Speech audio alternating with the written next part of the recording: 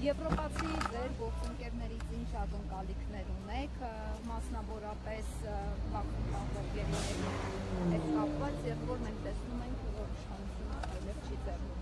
Եվրոպացի գործընկերներից, եվրոպական կառույցներից, միջազգային կառույցներից, որոնց կանոնադրային նպատակները մարդու իրավունքների եւ ազատությունների երաշխավորումն է եւ դրանց վիճակի վերաբերյալ հսկողություն իրականացնելը, առաջին հերթին ակնկալիքը չկեղծել։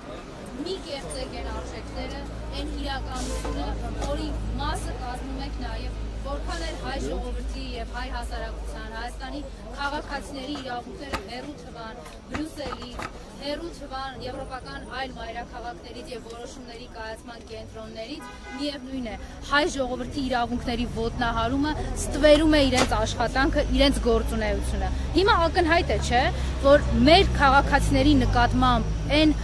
անուշադրությունը, որ կա եվրոպական կառույցների ու պաշտոնյաների կողմից, հստակ ուղղորդված է։ Դուք կհիշեք, չէ, 2018-ից առաջ, ասենք, բոլորս էլ համացանցի դարում ենք ապրում եւ փառք Աստծո 2018 թվականից առաջ էլ հիանալի տեսանելի էր իրենց շահագրգռվածությունը, հիանալի տեսանելի էր իրենց գործողությունների ակտիվությունը, իրենց ներգրավվածությունը։ Հիմա իրենց լռությունը այսօր ինձ հնարավորություն է տալիս շատ պարզ, հստակ, առանց կեղծելու, առանց դիվանագիտական լեզու օգտագործելու ուղղակի ասել։ Իրենք ունեին այլ նպատակներ, երբ 2018-ից առաջ ամենափոքրիկ անգամ մարդու իրավունքների խախտումը ներկայացնում էին որպես բռնատիրական ճանապարհին կանգնած Հայաստանի կառավարության կամ Հայաստանի իշխանության մեղավորություն։ Այսօր Հայաստանում խոսքի համար մարդ է սպանվել դատարանում։ Արմեն Գրիգորյանի վերաբերյալ ծպտուն չեն հանել միջազգային կառույցները, չեն դատապարտել Հայաստանի իշխանությունների գործողությունները, չեն խոսել Սոնա Մնացականյանի մասին, ով ուղիղ իմաստով ուղղակի հայտնվել էր Նիկոլ Փաշինյանի հարյուրավոր ախրանիկներով ընթացող Շարասյան դիմաց։ Իսկ հիշում եք ինչ էին ասում 2018-ից առաջ, երբ Հայաստանում պաշտոնյաները երկու մեքենայով էին շրջում, ասում էին, որ սա բռնապետության, ոստիկանապետության հիմքն է դրվում եւ այլևս հնարավոր չէ այս ղեկավարների հետ ժողովրդավարություն կառուցել։ Իսկ սրանց հետ է հնարավոր։ Ասեմ ինչի է սրանց հետ հնարավոր, որտեվ իրենց կամակատարներն են, որտեվ այն ինչ որ տեղի ունեցավ 2018 թվականին Հայաստանում կոչվում է շատ հստակ միջազգային տերմինով՝ գունավոր հեղափոխություն, պետական հեղաշրջում։ Մարդիկ, ովքեր Հայաստանի շահը ուրացել են, մարդիկ, ովքեր եվրոպական տարբեր կենտրոններում եւ աշխարհաքաղաքական տարբեր մայրաքաղաքներում խոստացել եւ իրենց հրամայականն են համարում Հայաստանի պետության շահը ուրանալ, հայ ժողովրդի շահը ուրանալ, Հայաստանի եւ Արցախի իրավունքների հետ կապված զիջումների գնալ այնքան, որքան հնարավորություն կլինի եւ որքան անհրաժեշտ կլինի այլ աշխարհաքաղաքական կենտրոններին Նիկոլ Փաշինյանի աթոռը պահելու համար։ Նիկոլը, ներողություն եմ խնդրում, մեկ անգամ չի որ ապացուցել է, ինքը Արցախն էլ, Հայաստանն էլ եւ հայ ժողովրդին էլ կուրանա այնքան եւ այնչափ, որքան անհրաժեշտ է իր աթոռը պահելու համար։ Կոչս է, թող եվրոպական կառույցները, այստեղ եկած դելեգատները, պատվիրակներն ու ներկայացուցիչները չդառնան դրա մասնիկը, որտեղ հայ ժողովուրդը երբեք չի համարելու, որ սրբազանները հանցագործներ էին, ինչքան էլ որ դուք փորձեք ձեր քաղաքական պրոպագանդայով այս ամեն ինչը տարածել։ Հայ ժողովուրդը հիանալի գիտի այդ քաղաքական SMS-ների եւ այդ քաղաքական վճիռներ կոչվածների աղբյուրին էլ հետևանքներն են։ Մի օր պետության վերականգնումից հետո սրա վերջը գալու է։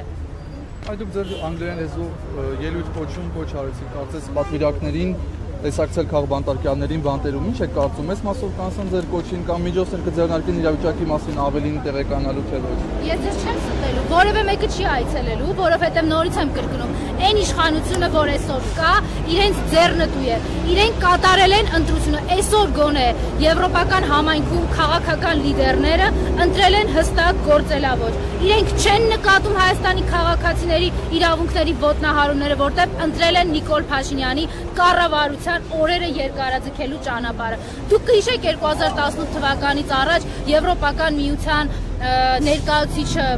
դեսպանը այստեղ ինչ ակտիվ էր, չէ, դատական նիստերի էր գնում, այո, դատական նիստերի էր գնում, նույնիսկ համարձակվում էր մինչև դատական նիստը լրագրողներին հայտնել ինչ-որ լավ նորություններ, իր ներգրավվածության մասին, իր ակտիվության մասին անթաքույց պնդումներ անել։ Հիմա այդ ոչ մի բանը չկա։ Ես անձամբ Եվրոպական միության ներկայիս դեսպանին Հայաստանում հրավիրել եմ քաղբանտարկյալ պարոն Աշոտյանի դատական նիստերին, երբ դեռ կալանքը կրում էր քրեակատարողական հիմնարկում։ Հիմա իմ հրավերը, չգիտեմ, ես իրեն կուղեկցեմ, եթե ինքը ցանկություն ունի, եթե վախենում է Նիկոլ Փաշինյանի բանտ մենակ այցելի,